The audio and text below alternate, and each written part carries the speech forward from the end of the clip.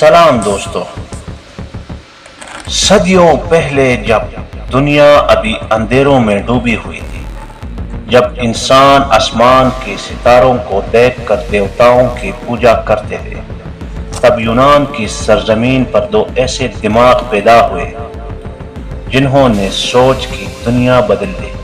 ایک کا نام تھا افلاطون اور دوسرا ارسطو۔